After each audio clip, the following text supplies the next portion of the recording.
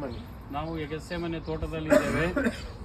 Okay, as I said before, and as you know that on Thursday before crucifixion, Jesus had Last Supper in Mount Zion.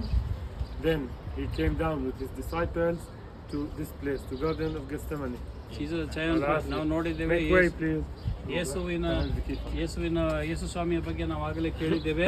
ಆ ಒಂದು ಚಿಯೋನ್ ಬೆಟ್ಟದ ಮೇಲೆ ಆತನು ತನ್ನ ಶಿಷ್ಯರೊಟ್ಟಿಗೆ ಕಡೆಯ ಭೋಜನವನ್ನು ಮಾಡಿದ ಮೇಲೆ ಅಲ್ಲಿಂದ ಆತನು ಇಲ್ಲಿಗೆ ಬರ್ತಾನೆ. So he was here with his disciples.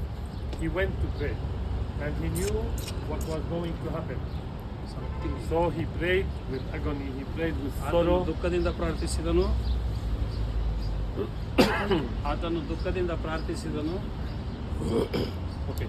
He prayed and asked God if he can pass this cup from him. ಈ ಒಂದು ಪಾತ್ರೆಯಿಂದ ನನಗೆ ಬಿಡುಗಡೆ ಕೊಟ್ಟರೆ ಒಳ್ಳೆಯದೆಂಬುದಾಗಿ ತಂದೆಯಾದ ದೇವರಿಗೆ ಕೇಳಿಕೊಂಡರು. He was very sad, even that one gospel explained that his sweat was blood from the tense, from the pressure.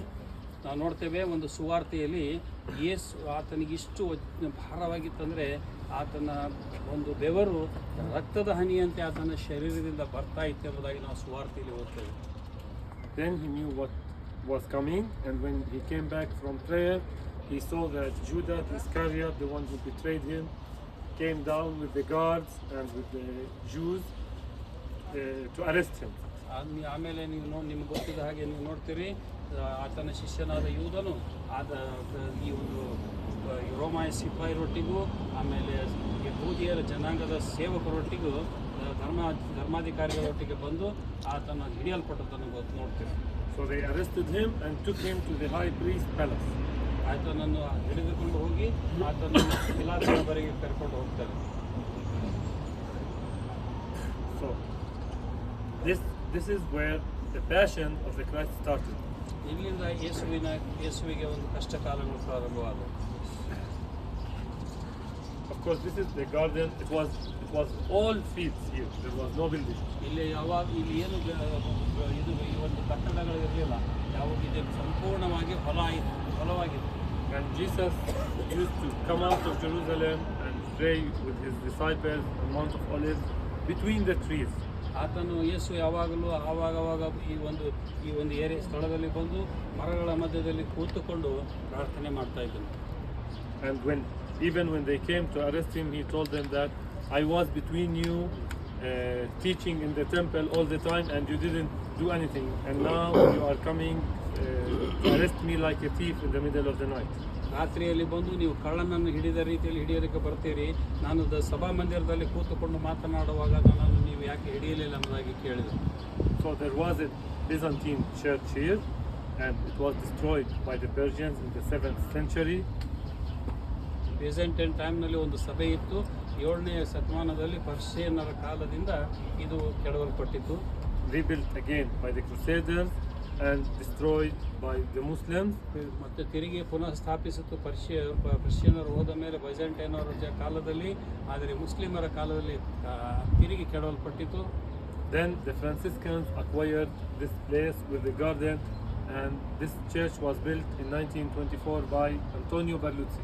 1924ರಲ್ಲಿ Antonio ಬಲುಚಿಯಿಂದ ಇದು ಕಟ್ಟಲ್ಪಟ್ಟಿತು. Franciscan ಅವರು ಈಗಿನ ರೋಮನಲ್ಲಿರುವಂಥ ಒಂದು ಕ್ಯಾಥೋಲಿಕ್ ಸಂಸ್ಥೆಯ ಮೇಲ್ವಿಚಾರಕರು ಅದನ್ನು ಖರೀದಿ ಮಾಡಿ ಇದನ್ನು ತಮ್ಮ ಹತ್ತುವದಲ್ಲಿ ತೆಗೆದುಕೊಂಡು ಆಂಟೋನಿ ಬೆಲುಚಿಯ ಮೂಲಕ 1924ರಲ್ಲಿ ಕಟ್ಟಿಸಿದರು. Okay, the design of the church is there is no lights inside the church. ಒಳಗಡೆ ನೀವು ನೋಡ್ತೀರಿ, ಬೆಳಕಿಲ್ಲ. And the glass, the alabaster glass is purple. The purple is the symbol of agony, sorrow, sadness. ಒಳಗಡೆ ನೋಡ್ತೀರಿ ಒಂದು ಜಾಂಬಳಿ ಕಲರದ ಒಂದು ನೀವು ಗ್ಲಾಸ್ಗಳನ್ನು ನೋಡ್ತೀರಿ. ಜಾಂಬಳಿ ಯಾವಾಗಲೂ ಕಣ್ಣೀರನ್ನು ಸೂಚಿಸುತ್ತದೆ. So the church inside is dull, dark, to symbolize the sadness of Jesus. ಅದು ಈ ಒಂದು ಸಭೆಯ ದೇವಾಲಯ ತೋರಿಸುತ್ತದೆ ಯೇಸುವಿನ ದುಃಖವನ್ನು ತೋರಿಸುವುದಕ್ಕಾಗಿ ಆ ರೀತಿ ಕಟ್ಟಿದ್ದಾರೆ.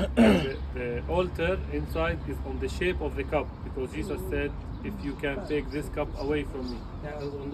ನೀವು ದೇವರ ಒಂದು ಪುಲ್ಪಿಟನ್ನು ನೀವು ನೋಡ್ತೀರಿ.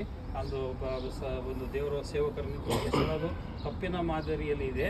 ಅದನ್ನು ನೀವು ಯಾಕೆ ಕಟ್ಟಿದ್ದಾರೆ ಅಂದರೆ, ಯೇಸು ಈ ಪಾತ್ರೆಯನ್ನು ನನ್ನಿಂದ ತೆಗೆಯುವುದಾದರೆ ಸಾಧ್ಯವಿದ್ದರೆ ತೆಗೆ ಎಂಬುದಾಗಿ ಕೇಳ್ತಾರೆ. In front of the altar there is a rock where it is believed Jesus kneeled and prayed on this rock. ಅಲ್ಲಿ ನಾವು ನೋಡ್ತೇವೆ ಒಂದು ಬೆಟ್ಟ ಇದೆ ಅಲ್ಲಿ. ಆ ಬೆಟ್ಟದ ಮೇಲೆ ನಾವು ಅಲ್ಲಿ ನಂಬ್ತಾರೆ ಯೇಸು ಮೊಣಕಾಲಿಟ್ಟು ಪ್ರಾರ್ಥಿಸಿದನು ಎಂಬುದಾಗಿ. This church is called Church of Agony. ಇದು ಸಭೆಗೆ ಈ ದೇವಾಲಯಕ್ಕೆ ಕರೀತಾರೆ ದುಃಖದ ದೇವಾಲಯ ಎಂಬುದಾಗಿ ಕರೀತಾರೆ. Also Church of All Nations. ಎಲ್ಲಾ ದೇಶಗಳ ಒಂದು ಸಭೆ ಎಂಬುದಾಗಿ ಕರೀತಾರೆ.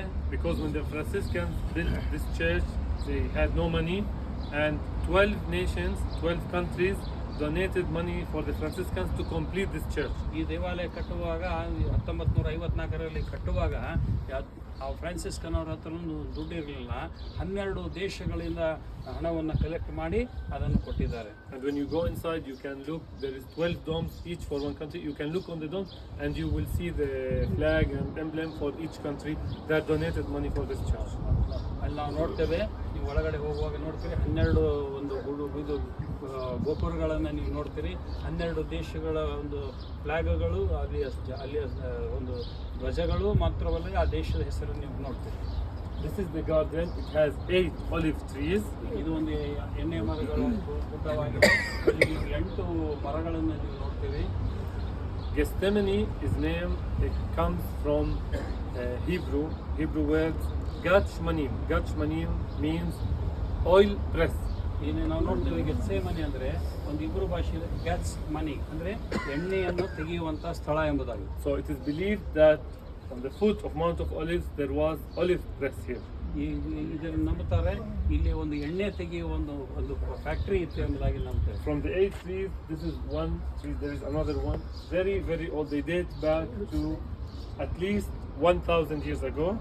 ಈ ಮರವನ್ನು 1000 ವರ್ಷಗಳ ಪುರಾತನ ಕಾಲದ ಒಂದು ಮರ ಎಂಬುದಾಗಿ ನಂಬುತ್ತಾರೆ. And its roots were tested in the United States, and the roots dates back to more than 2000 years ago from the Jesus time. ಅಮೆರಿಕಾದವರು ಇದರ ಬೇರನ್ನು ತಪಾಸಣೆ ಮಾಡಿದರು. ಇದು ಸುಮಾರು 2000 ವರ್ಷಗಳ ಹಿಂದಿನದು ಎಂಬುದಾಗಿ ಅಲ್ಲಿಯ ಒಂದು ಪರೀಕ್ಷೆ ಕಾಲದಲ್ಲಿ ಅಮೆರಿಕಾದಲ್ಲಿ ಸಿಕ್ಕಿದೆ. Questions? ಎನಿ ಪ್ರಶ್ನೆಗಳು? Okay. We have to be out of here at 10, so 15 minutes.